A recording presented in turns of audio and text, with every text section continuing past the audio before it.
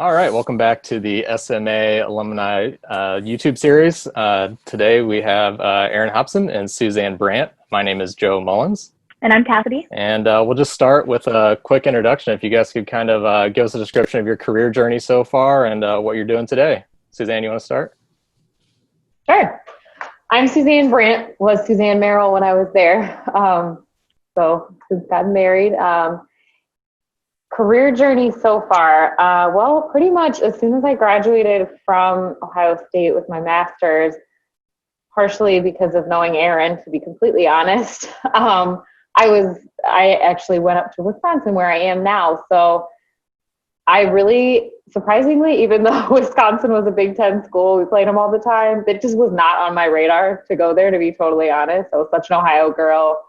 So I was kind of looking for my first job and then planned on coming back. And here I am 7 years later, still at Wisconsin-Madison. So I started as a coordinator of operations there, and then have since taken on the role of assistant director of operations, and then also had risk management added to my title, which has been a really cool, unique thing that's popped up that I just absolutely love, Awesome. that I would have never thought that would be a track I would take, but it's been cool. Where did you do your undergrad? Ohio State. Okay, cool. Awesome. Me too. Yeah, and I actually knew Aaron. I knew Aaron at SP within we were in the Student Professional Development Association together. So I knew Aaron from undergrad when he was in grad school. Okay. From SPITA? Yes. Awesome. Familiar. Cool. How about you, Aaron? Yeah, so I'm glad that Sue's kind of helped me out a little bit with some of my track already, but I did my undergrad at the University of Wisconsin-Madison, and from there I was an undergrad in physical education, thought that I was going to be a teacher in the classroom, and my last semester while I was doing student teaching realized that I loved teaching, but I knew that there was a different classroom that was calling my name, and I was fortunate enough to get a graduate assistantship at Ohio State, and I went there for 2 years and just continued to grow and fall in love with recreation on university campuses.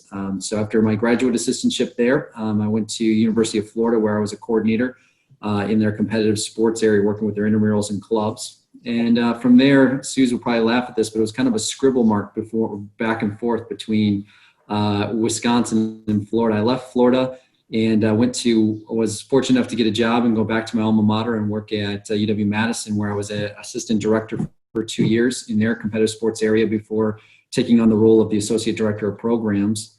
And 4 years ago, I thought I was going to stay at Wisconsin. I never wanted to leave, and got my arm twisted pretty hard to come back to Florida, which is where I've been for the last 4 years, serving in the director of operations role. And really excited to announce that in just a few short months, I'll be starting my work as the Director of Recreation and Wellbeing at the University of Wisconsin-Madison, and getting a chance to work with Suze yet again. So I am so fortunate that our path has changed back and forth, but I'm super excited for a chance for Suze and I to continue our relationships together as we just keep crossing paths time and time again. So this is a fun chance to talk with you all too about it. Yeah, congrats. And it's awesome. Joe, you had no idea, because this all happened. You reached out to us before he got announced as the director. Yeah, so that's kind of a fun thing. Aaron, you need to start a moving company, man.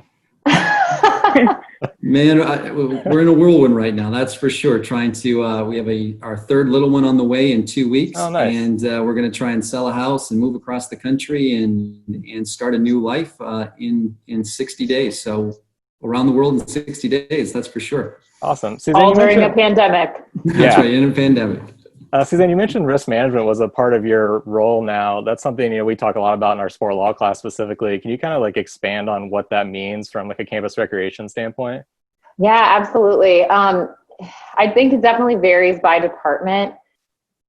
I kind of, honestly, when I got it, I didn't really even know totally what it meant, and I kind of got to run with it. And so I guess, grown that area. And so for us now, I would say a lot of it is just making sure, of course, that our protocols and procedures fall within, making sure we're not going to have litigation in our spaces, that they're safe, all of those types of things. I oversee all of the accident and incident reports. So anything that comes in goes through on my desk. I review it, and then I have kind of a severity level that requires follow-up. So it varies greatly, but generally I'm going to follow up if EMS was called, or in a scenario where any incident escalated within the facilities.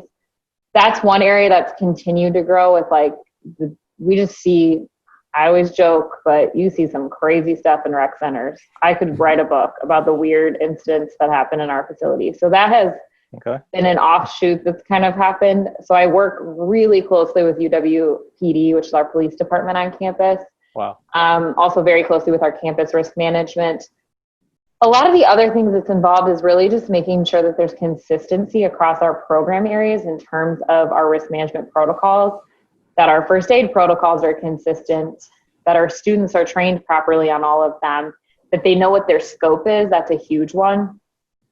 And then all of our plans, so we have like our continuity of operations plan. That's one that I write and oversee. And then all of our student emergency action plans, as well as our OEPs. And then one of the most interesting things recently with this role is I'm also on I serve on the EOC on campus, which is the Emergency Operations Center, which has been activated during the pandemic. So that's been really interesting because I've been on that committee for years now. And this is the first time it's been activated in this way. So that's been really interesting to learn more on that side of things. Cool. Thanks for expanding on that. Awesome. Yeah. So crazy to hear from you guys how sport and recreation, as much of a big world as it is, it seems like it's kind of a small world. So that's crazy. And congratulations to you both. So you started to touch on a little bit. What are some of the challenges in both of your roles? Well, You want to take it first, Aaron? Sure. I think that right now, the biggest challenges that the entire world is facing is definitely the pandemic and COVID-19. And that has certainly challenged campuses and campus recreation in ways that we never thought that we would, right? We're talking about how do we manage and maintain safe facilities? Are we open? Are we not open?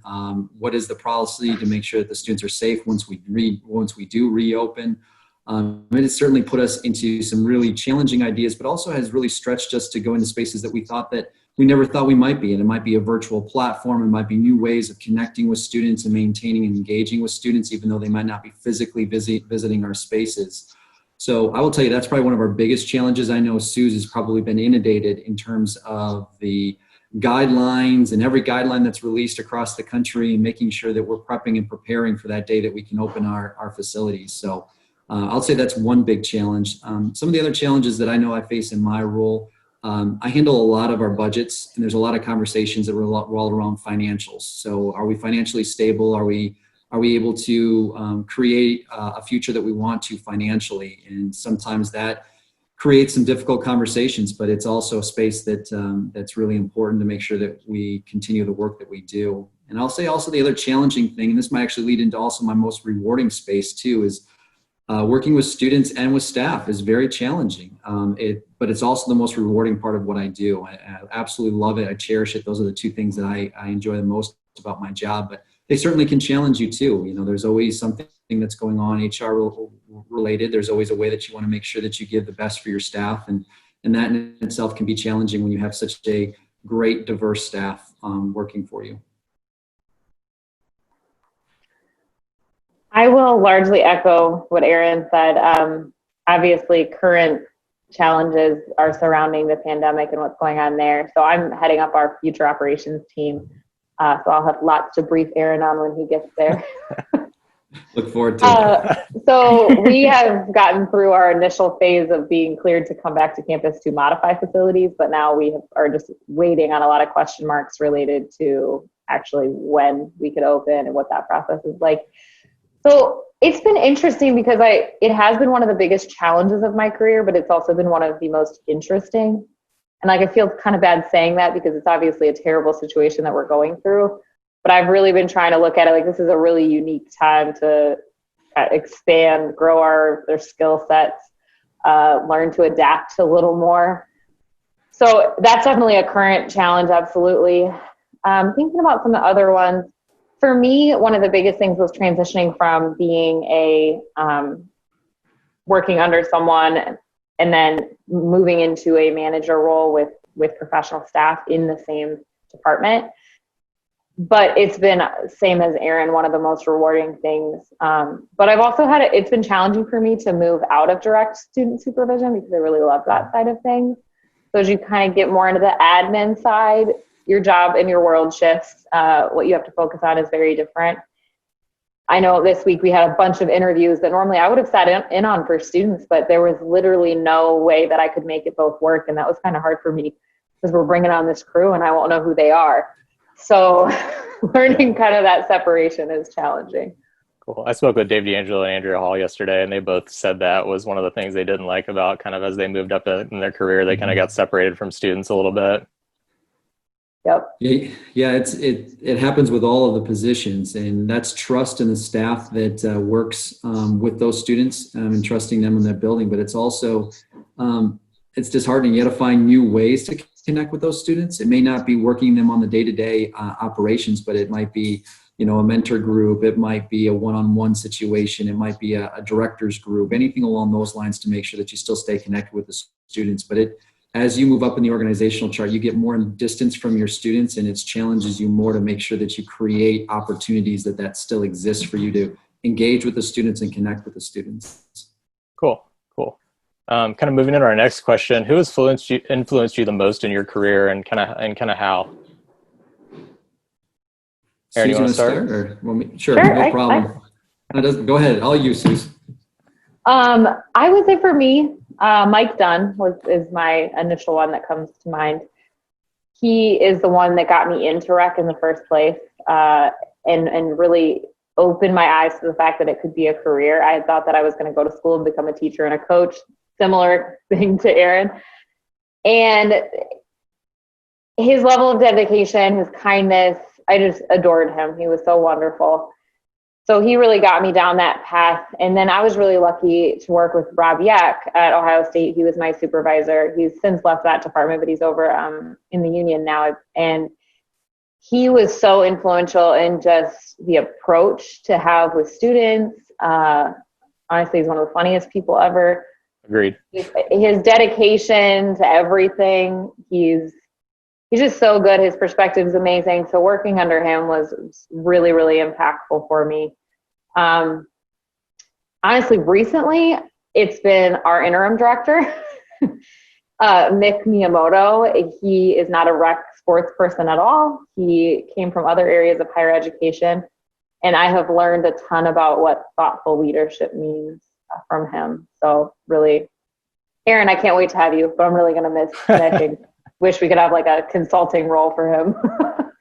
We might have to. Let me put it that way. I echo that. I've only had a chance to know him for a little while, and I've already looked to him in a lot of leadership capacities, starting some one-on-one. So yeah, I can only imagine what it's been like to work for him for the last year. He is amazing. A few of my mentors, I think that we all have a mentor when we work in recreational sports. It's that person who helps us. And I know Suze just mentioned that helps us realize that this could be a career path. Like it's more than just a place. It's oh my God, I could really do this. I can make a living off of it, and it could be a future for me. And that person was Mike Warren. He's the current director at Purdue University. I remember he made a really powerful comment. I kind of alluded to it earlier, but he mentioned that, you know, we teach. I know you love to teach, but we teach. We just are in a different classroom. And I remember him making that statement to me, and that probably changed a major trajectory for me in my life. And I'm really thankful for him stating that. Two other ones that have been really helpful for me are directors that I've worked under. I've had some incredible directors, John Hornet at the University of Wisconsin-Madison, and also David Bowles here at the University of Florida. They've both taught me a lot about, well, I would say the most important is about care for their staff and how much they care about the people deeply on their team. And I hope that through those mentorships, those are something that I can continue to bring and hopefully bring to a future director position here in just a few short months. Cool. Thanks for sharing that. Awesome. So what have been some of the highlights of your careers thus far? Well, I'll jump this time. I went first last time, Sue, so I'll give you a minute to think. So, you know, there's been a lot of ups and downs within the careers, but some things that are really, I'm passionate about, that I'm really excited that our teams put together. It hasn't necessarily been an individual effort. It's been a team effort, but I know my early time working at the University of Wisconsin-Madison, the work that we put in place for the master plan, I'm sure Suze will probably say this too, to see that process work. And I have not been involved in the last 4 years, but that early work to help get it started and start the ball rolling was a really proud moment. And I'm excited that Madison is going to open their first indoor facility out of that master plan here very soon. So that's a small part, but I know I haven't had a large impact as of recently. A few other things that I think are my maybe peaks is really the area and crisis management that I've had in the last 4 years of my job. We had Richard Spencer here on campus, a white supremacist. We had over 1,500 officers staged in our facility for over a week. That was a pretty challenging and trying time for us. The pandemic, we've went through 3 hurricanes, and we're a hurricane shelter here in Florida. So learning emergency management in that capacity.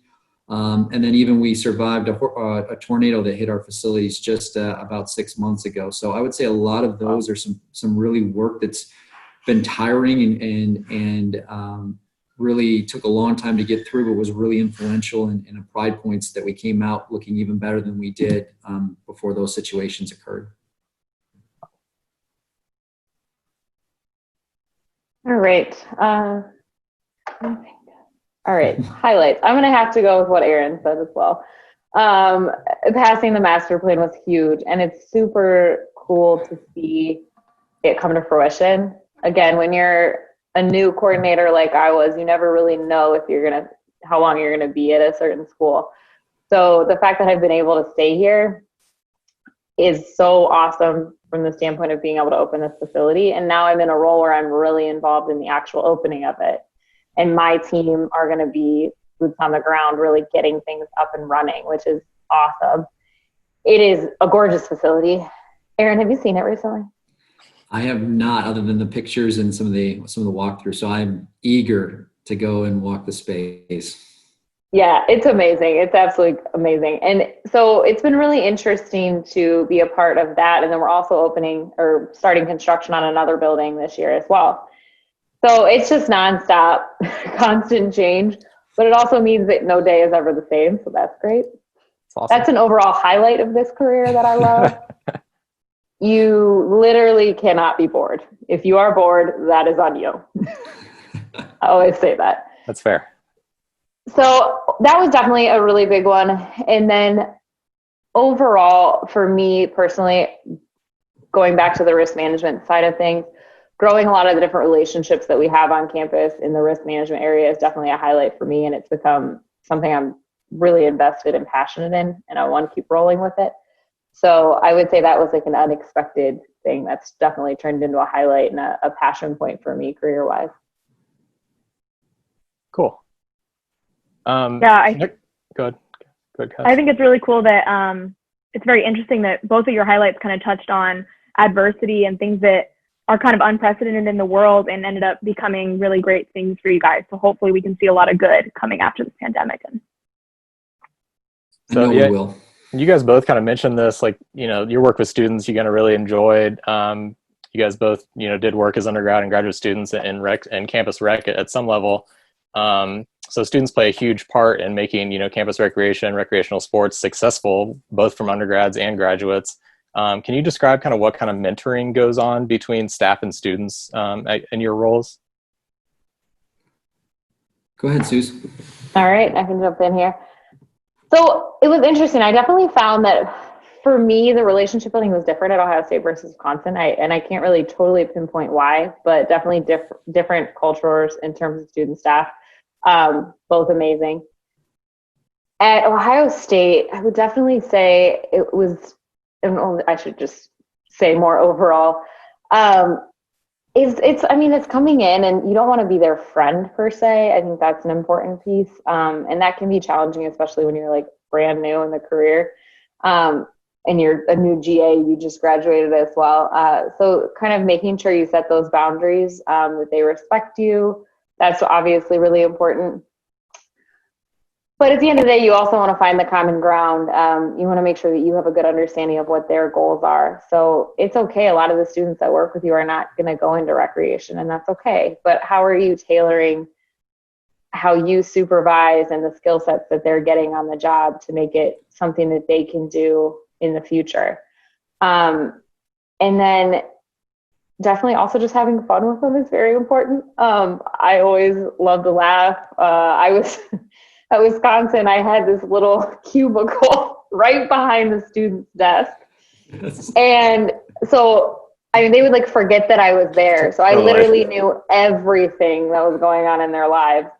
But it kind of made this fun banter.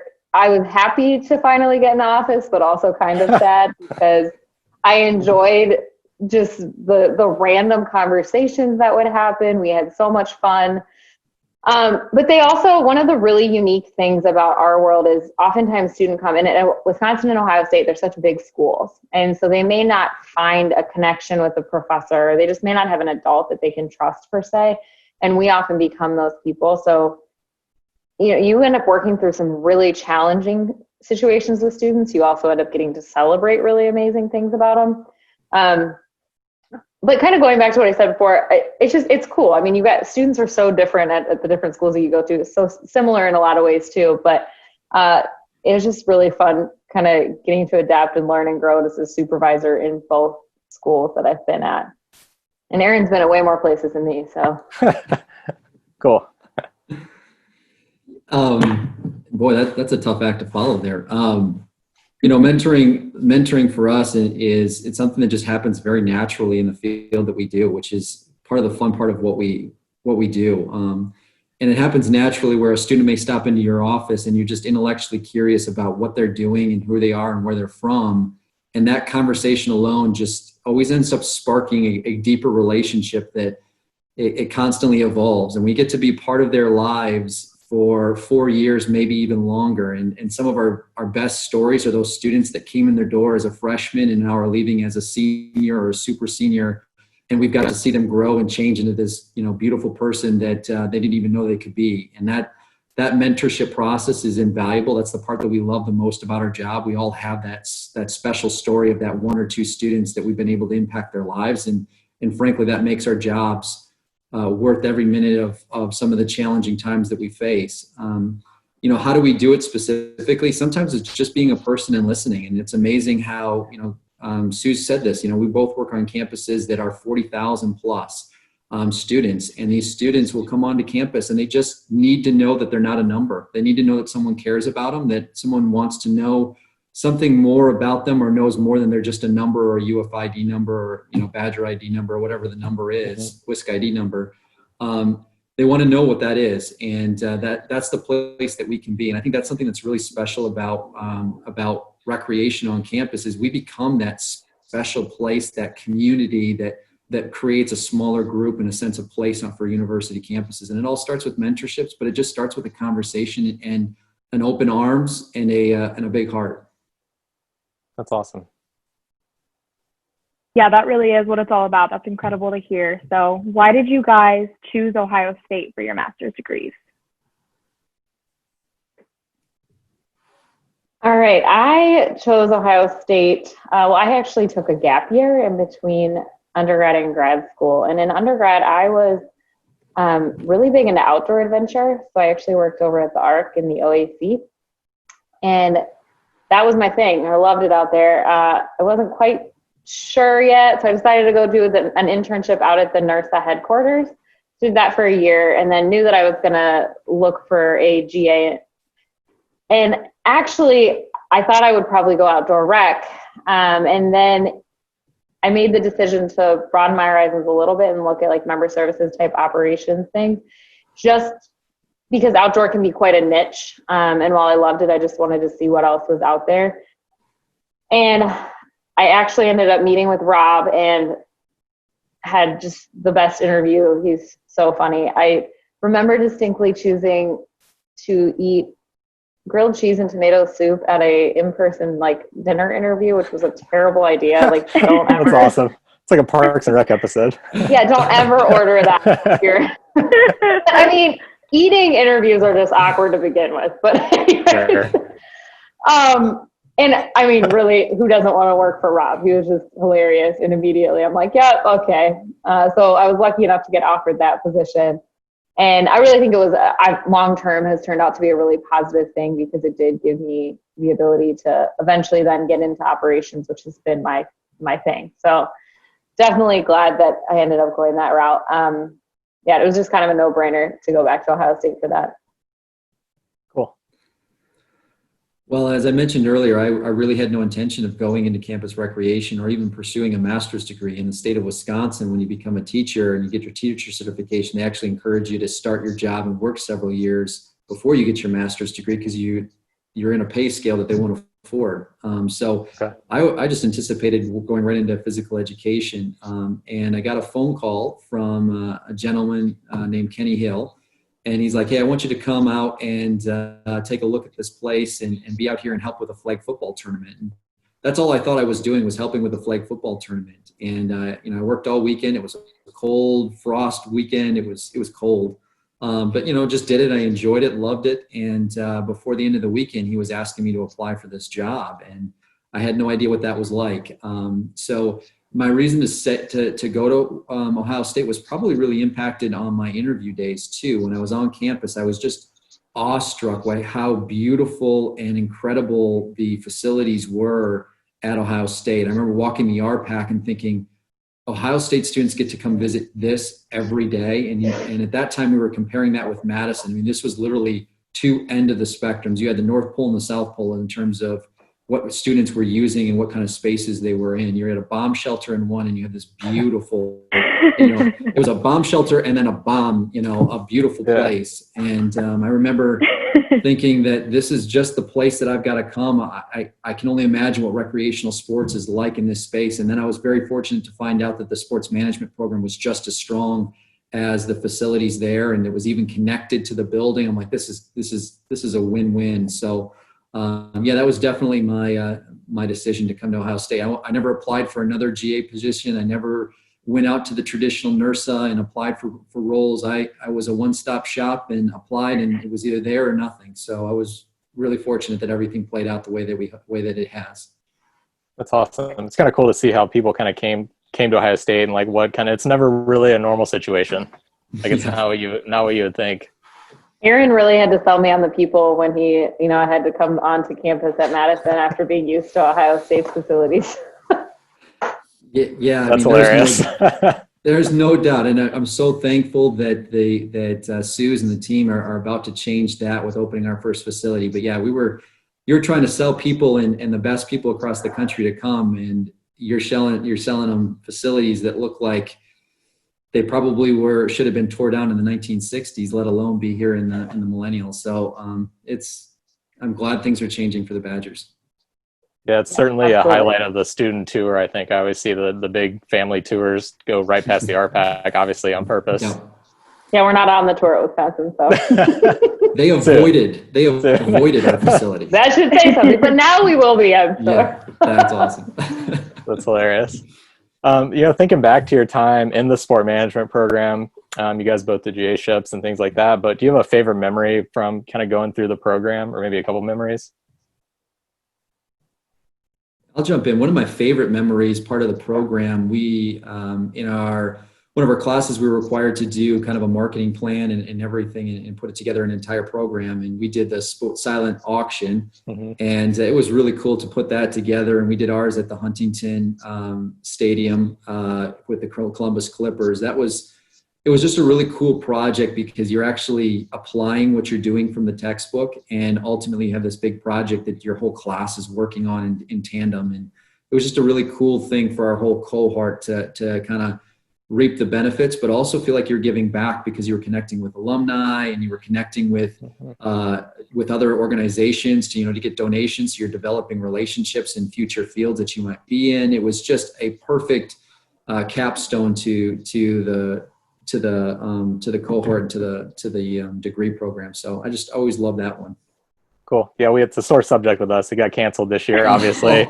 That's why we're heading that up, though. Yeah, we both had some leadership roles with that, and it was, I agree with you. It seemed like a fun thing to do, to carry out. So close, yet so far. All right. For me, I feel so bad because I cannot remember. I think her name was Sarah. Do you remember our sports law professor, Erin? Did you have the same one I did? She left shortly after I graduated, I think. I definitely had a lady, but I don't remember her being Sarah. Maybe I'm wrong. What was it? Do you remember who it was? Do you remember her last name? No, I should. I'm sorry. I know. If she's watching, I'm sorry. I know, right? I cannot remember either. So I loved that class. That was just my absolute favorite class. So when I think about, I'm sorry.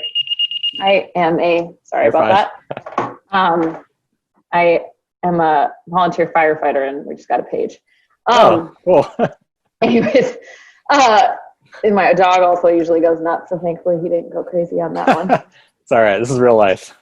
So I just remember loving her class though. So that's my highlight. I feel so bad I can't remember her name, but the sports law class was just so cool. Like she really got my mind racing on a lot of different things. She challenged us. It was such a fun class. That's probably my favorite memory. Cool. So The sports law class was a lot of fun. Yeah, I remember that. There were just some really good case studies that you could apply right to the work you were doing. And you were like, wow, that makes sense. That's really cool, especially when you're talking with general counsels and you're talking about liability and tort law. It was a really valuable class. Cool. Yeah, in tandem with that hands-on activity in the program, what would your advice be to our incoming graduate students, and how can they get involved in both rec sports and honestly the greater community of Ohio State? Well, the one advice I would say is just get involved and take advantages as much as you can while you're on campus. And Ohio State is very connected in so many capacities, and you have so many opportunities. You have got great sports in terms of collegiate, you've got minor league sports, you've got professional sports, you've got recreation, and every one of them is looking for people that are talented and have experience in sport management to go and be a part of their organization. So just making a phone call or volunteering your time is a huge way to get your foot in the door in the terms of sports and the sports world. And sometimes you'll imagine that volunteerism pays dividends well beyond the time that you put in place. I'd also say is, make relationships and develop relationships the best you can. Some of my closest colleagues were my friends in the cohort, but now they're also colleagues in the sports, and I can reach out to them at any point. And, I want to go to a game here. I just call somebody, they're connected in that sport. And I think that those relationships, the alumni connection and social sector within Ohio State is invaluable. So make sure you take full advantage of that. And if you want to get into recreational sports, especially at Ohio State, and it hasn't changed, you've got great professionals there that are always willing and able to sit down and talk with you. Everything always seems to start with just a conversation. So get in the room and have a conversation with some of those professionals. And again, be willing to maybe volunteer your time, and I bet you it will pay dividends well beyond that conversation. Cool. Real life. I guess got a German Shepherd. Oh yeah, I'm surprised mine hasn't been barking.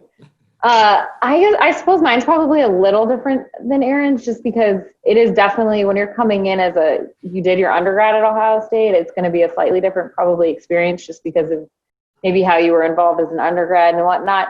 So I think he is spot on. Take that advice.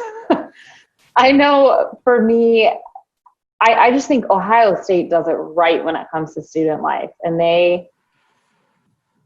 you have so many amazing opportunities. Like you can get super involved with different organizations at the union. I would just encourage people yes, get involved, do the things that are sports related as well, but also maybe push your envelope a little bit and do other types of things, community service things, whatever it might be. Ohio State seriously just has so many amazing resources, areas that people can diversify themselves. So my recommendation would just be think outside the box a little bit. If there's something you've wanted to try, look it up, because guarantee it's somewhere at Ohio State. So yeah, and one of the cool, and depending on where you're coming from in terms of where you did your undergrad too, I think, yeah, Ohio State's just very unique in their student life model and how well it functions. So I would just try to get involved in all the different opportunities that are there from the student life perspective. No, that's fantastic advice. I officiated in sports supervising stuff as an undergrad in intramurals, and I always tell people, no matter what major you're doing, go do that. Like you're gonna learn a lot. It doesn't matter what you're trying to do in your life, but it's an awesome place to get some experience, and like you said, meet friends you're gonna have for a lifetime. Kind of moving on to our next question, a little bit more like campus recreation focused. What kind of recreational sports organizations would you recommend getting kind of involved with, or whether it's NERSA or others? Go ahead. To be honest, NERSA is pretty much where most of mine has been. In undergrad, it was a little bit with AR, with outdoor recreation, but NERSA is the main one for us. I know if you're in the collegiate recreation side of things, you might also look at different higher ed professional organizations, and there's a lot of great ones there. I think that's an important thing, because as recreation moves more and more into the fold of really being a facet and a focus of campus life, we need to make sure that we're connecting with those different organizations as well. But yeah, NERSA is really the big one that I would recommend. I don't have a ton of personal experience with other ones. Yeah, I mean, Susan's spot on, especially for campus recreation. NERSA is definitely where you need to start. And that's where you build your network. That's where you build your understanding for that what we do on a campus is done across the world and globe, or more specifically this country. But she also hit on it. We're being called upon, campus recreation is being called upon more and more to address a lot of issues around campus, and being called upon as leaders within higher education and student life on campus. So she's spot on. I would also encourage people to start looking at NASPA, which is another of the higher education personnel, as you connect in with those leadership opportunities. Also, recreation and wellness or well-being is being paired quite collectively on many campuses. So also looking at some of your ACHA, American Council Health Association, or College Health Association, those associations can also really help you within the work of campus recreation as it is right now. Cool. Great. So kind of building off that, how have you both become involved with your respective university communities, Florida, Wisconsin again, outside of campus recreation?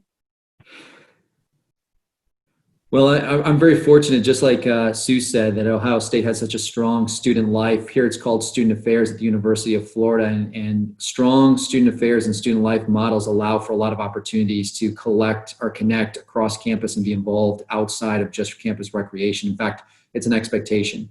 And so, I've been able to get involved with our conduct and conflict resolution, been very closely involved with them.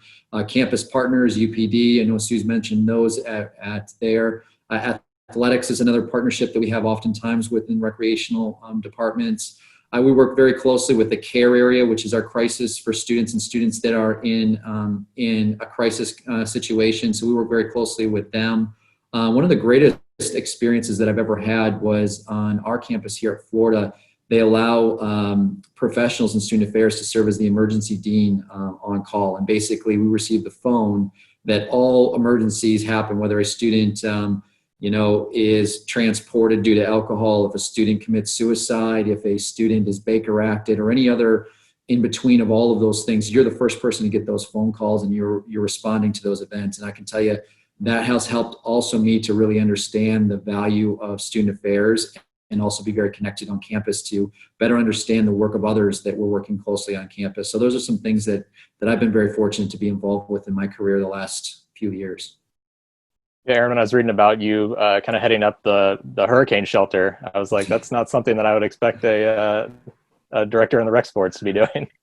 In our field, again, we get called upon often for spaces that we never think we're going to be. But we'll also, the nice thing about recreation, I think that campus leaders understand, is that they can really put us into any spaces and that we're going to be successful and help move it through. So when I moved down from Wisconsin, yeah, we're used to snowstorms, we're used to maybe some tornadoes here and there.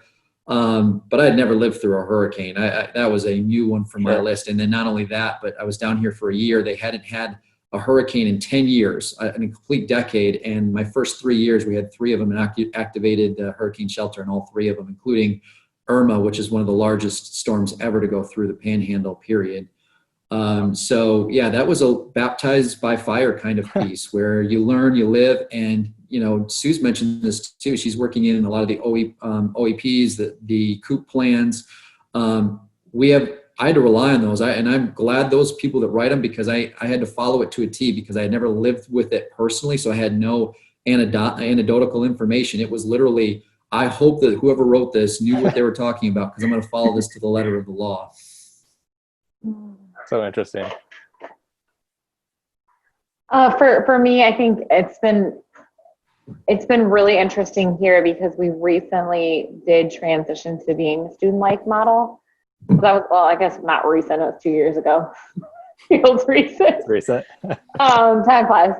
So that's been a really positive change that I've seen and has better connected us on campus. And I'm excited to continue to see how that grows and evolves.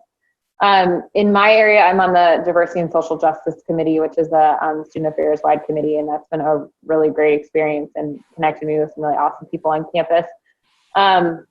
And then also being on the Emergency Operations Center. And then I just work very closely with emergency management. We were actually in the process of becoming trained FEMA shelter operators, surprisingly, prior to this all happening. So that obviously kind of got pushed back, but we are hoping that we'll still be able to do that, because again, when you have a space like ours, it's very suitable to those larger needs. So, and oftentimes it's easier to clear out like a rec center, for example, than it might be an athletic space. There's usually a lot of things that go on with, like, the athletes still need to use that space. Can't totally just boot them. It's not really how it works. So oftentimes universities get called upon for those things. So that's been really awesome. Those are the big ones for me, and just, growing things all across campus. I work closely with the Dean of Students office. Anytime we have incidents or things that happen in our facilities, work with UWPD very closely. So those are the big ones university-wise. Cool. Aaron kind of touched on this a little bit before with just, COVID-19 is just, unprecedented situation for everybody, whether you've been doing rec sports for 60 years or you're brand new. No one's kind of ever experienced, but what kind of advice would you give to students that are, graduating or looking at grad school right now, or going into the job market that's kind of been so affected by COVID-19? I would say definitely we're seeing it in our field already. Things like graduate assistant positions are being cut. They're like the first thing on the chopping block. And so you've got all these students that thought they knew what was going on, and now they're, having to figure out what's going on. So, I think you could see similar positions at lower levels cut as well, which is a bummer. Mm-hmm. So my thought would be open to anything. So really think about where your skills are transferable, and what you can do right now, how you can grow that. Keep that end goal in mind. Maybe you absolutely want to get back to the field of rec sports or sports management as a whole, but be open to a lot of different opportunities. I know I have found already the stuff that we do is transferable elsewhere, and I'm sure it goes the other way, right? Mm-hmm. So if you can find a job that maybe if you want to do sports operations, you find something else that's operations based, where you're going to be able to really highlight that anytime you move into an interview, when you're able to get back more into the sports arena. So I would just say stay really, really open. Use your connections. Rely on those things right now. That's very important. Rely on resources to maybe help you brainstorm other opportunities you wouldn't have thought of. Look at different things. That would be my big advice. I mean, it's such a challenge. I feel very lucky. I'm sure Aaron feels similarly, that we both have jobs right now.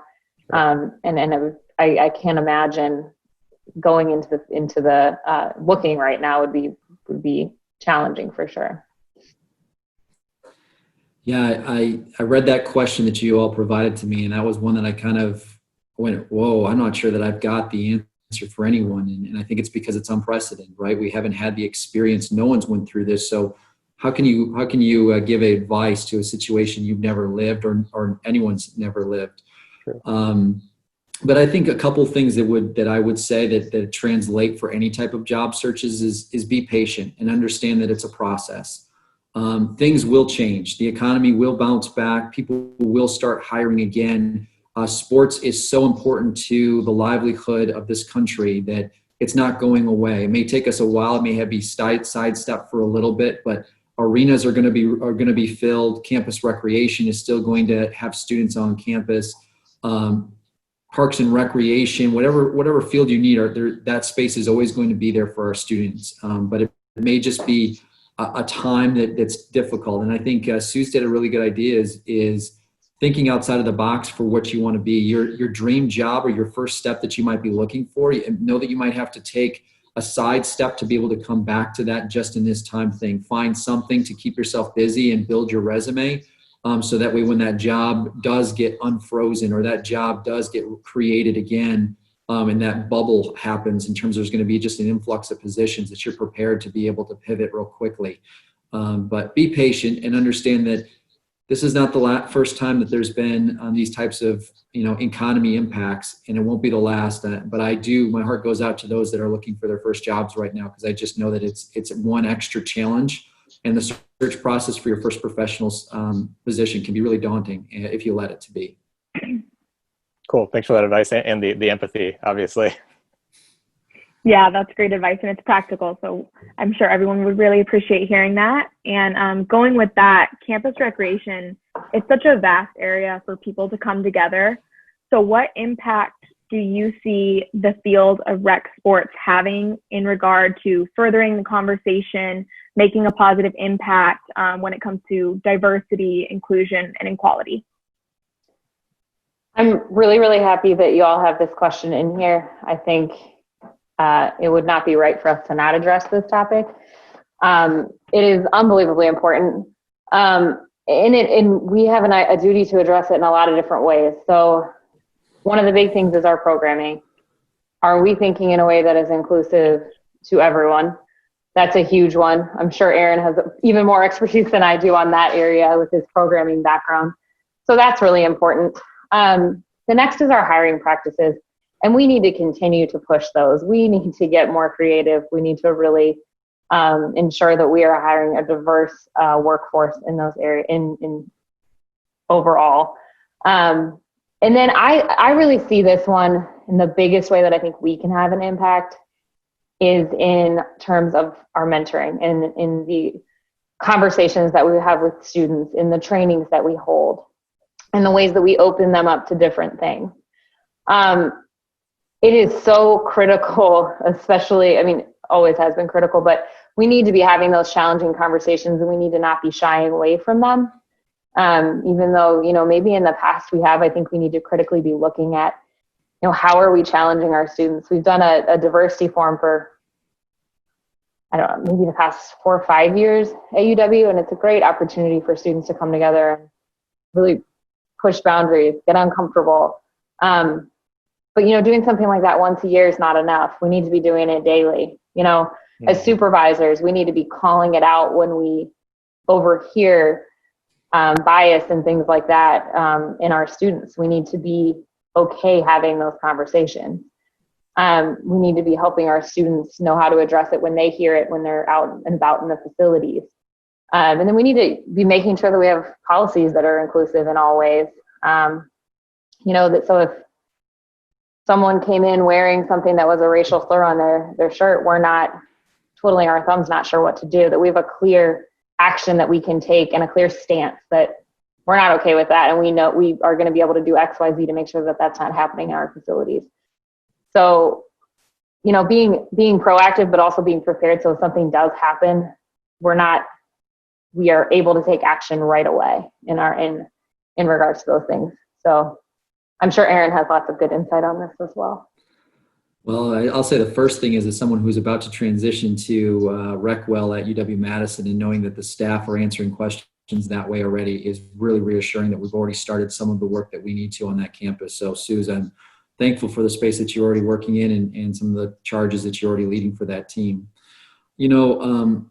Recreational sports and sports in general has a very unique reach. It's a special place that I think dialogue, it happens naturally more than it does in anywhere else on campus. Sometimes our campus recreation facilities are the safest place for all of our students, no matter how they identify. And because of that, I think that we are asked, and rightfully so, to really have an impact to our students and help to demonstrate how we can have appropriate social dialogue. And I will say right now, even with everything that's going on right now, it's more than dialogue, it's social action, it's social justice movements. It's actually putting our vision, our mission, our values in play, especially when they're built around inclusion, diversity, and equity, whatever combination of those that a campus may have. So I really think that we, as in recreation, have that special place that everyone can start that conversation. And I do think that understanding starts with a conversation, and we need to make sure that we understand the power that we have and the reach that we have on campus and leverage that to help all of our students make sure that they know that they have a place, they're safe, they're welcome, and that they can bring their whole self to our facilities. That's awesome. I would totally agree that the campus recreation spaces are definitely, one of the safest places on campus, and also a place where you just kind of inherently run into people that aren't necessarily like you, interact with them, and just all the kinds of programs that are there. So that's awesome to hear. Kind of, moving from a very serious topic to some more fun questions. Just have a couple of these. What was your guys' favorite food or restaurant during your time in Columbus? I'm really curious what you had, Suze. You were there long enough. You got to have some good spots. Well, you guys also have to understand, I grew up in Clintonville, right next to the university. Okay. So I am a university, I am an Ohio Columbus girl through and through. Now, if you want to talk about undergrad, Canes, way too many nights. Agreed. And I actually really miss that place. I make my husband go there every time we come home. So I'm like, nice. That's been like our first stop on the way in. I make him get Canes. Some of my other ones, this is like a really hard one for me. If we go childhood, probably Donato's, love that pizza. Okay. But I love North Star. That's one of my favorite spots. So I love North Star. That's and then of course, answer. Graders is the next one. I'm a Graders person over Jenny's. Same. Guilty. Is that unpopular opinion? Oh, okay. Or popular opinion. There we go. I hope Jenny's isn't watching, but we love them both. Yeah, I mean, I'll eat any ice cream, but Graders is my jam. Love it. Those are really good. I remember living at Olentangy Commons, and there was a Graders right around the corner. And oh my God, I think I spent half of my GA paycheck at Graders. So I'll echo that one. Two other places that I remember visiting that I really enjoy. We used to go there quite frequently. And you're gonna have to help me with the name on a couple. Make sure I say them the right way. But I believe there's Dirty Frank's downtown. Yep, Dirty Frank's Hot Dog Palace. I'm not sure if they're still open. Yeah, the Hot Dog Palace. It was just so uniquely culturally that it was just like, you gotta love this place. Whether you like a hot dog or not, you're gonna enjoy it. I believe, is it Schmidt's Sausage House? Yep, Village. Yep. So anything that's been on a diners and drive-through, you gotta go there at least once. And then I believe it's City Barbecue, right? Okay. Yep. And the last one I'll add to the list, and this is probably not fair, but you gotta love yourself some cane sauce. So I'd probably go there once in a while just to pick up a Cane's box. Even though we got sponsored when I was there, we ate way too much Cane's. So I probably got a little bit of distaste. Good. Yeah, I know. Yeah, double actually sauce, really hungry double right bread, now, no coleslaw. Let's do it. Okay. You guys put together some income, make a little Cane franchise up at UW. You never know. We should. We'll do well here. We got this. Yeah, shameless plug. The cream puffs at Schmidt's are phenomenal. My mom visited in like October. She still talks about it like every few weeks. So mentors really help shape who we are, who we become, both personally and professionally. Who are your guys' role models? So I have two role models. I have a personal and a professional one. My personal one is my grandma. She passed away just a couple of years ago, but my grandma meant the world to our family. She is a person that led with her heart, and there wasn't a question in mind if there was something, a greater good that she could do and put, others before her. She did that, and I always respected it for her. There was five families. She had 5 kids, and she literally went and lived and watched each set of those grandkids within those at some point throughout her life in summers, and she just this most caring, kind person in the world. I know it shook our family pretty heavily when she finally passed, but. So I always kind of live up to her in terms of trying to live the life that she did. My second one is the one that I work for right now, which is David Bowles. He's he's the director that I report to here at the University of Florida. So much that he even married my wife and I. Wow. So to look to a mentor that way, I know Sue's kind of mentioned this even a little bit with Mick, just that personal advice, that sound leadership, that ability just to keep people calm and have just a incredible vision and understanding, but a calm presence is just a reassuring, and again some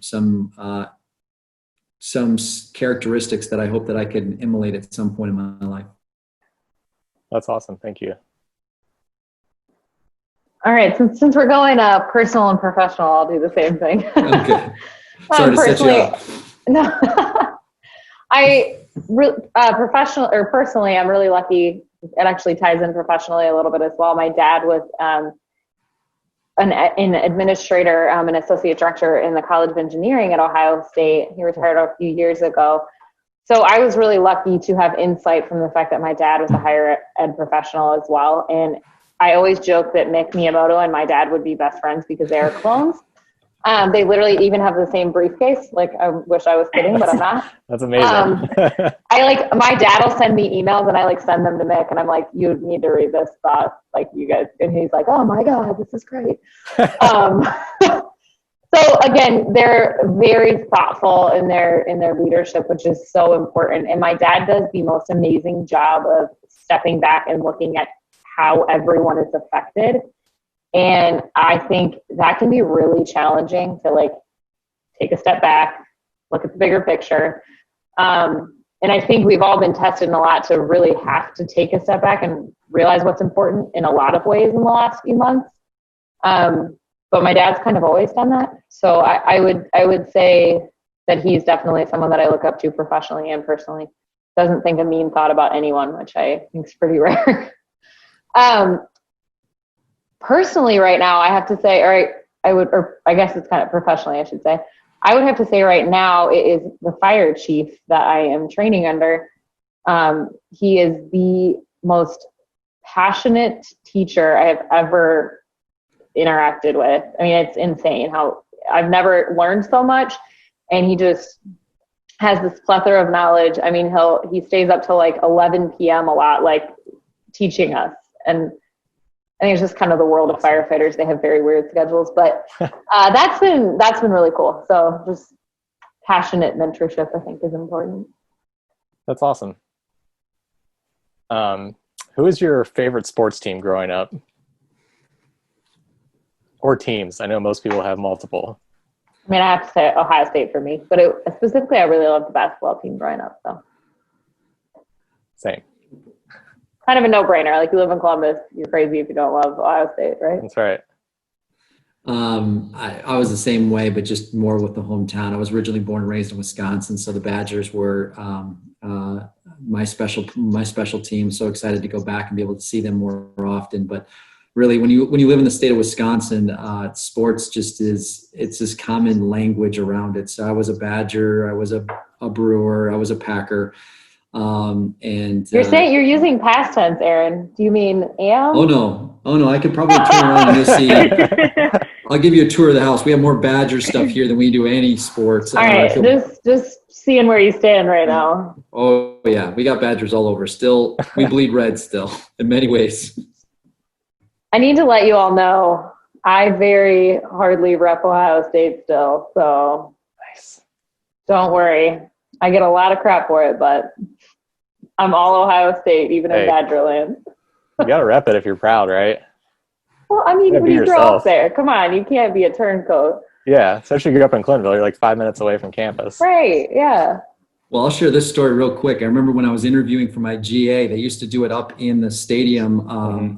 And I remember overlooking the stadium, and Kenny Hill, who was hiring for me, was going great. There was 8 people interviewing for me, and was just going great. And he got to the very last question, and he said, "Aaron, Wisconsin comes to the shoe," when he kind of points to the field out the window. He's like, "It comes here this year. Who are you going to root for?"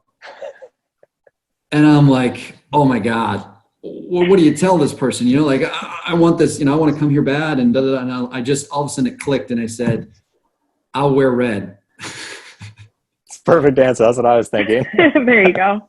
That was the end of the conversation. They had a big smile on their face. And before I even walked down the hallway, they peeked out and said, "We'll be calling you." I was like, perfect.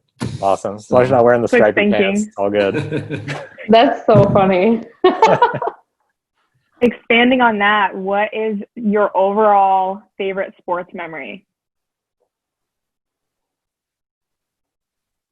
Mine's fortunate enough, just a few years ago when the Wisconsin Badgers made it to the championship in basketball, and getting to knock off Kentucky, who was undefeated, to go there. And then actually went with my mentor, Mike Warren, and I hopped into a car and literally scalped for tickets at the championship game. Now, obviously didn't go so well as we would hope against Coach K. There were some things that didn't go our way, but either way, just to see your hometown team make it to that far, especially with Wisconsin not being as strong, typically in sports as Ohio State and other ones, but that was a pretty proud moment.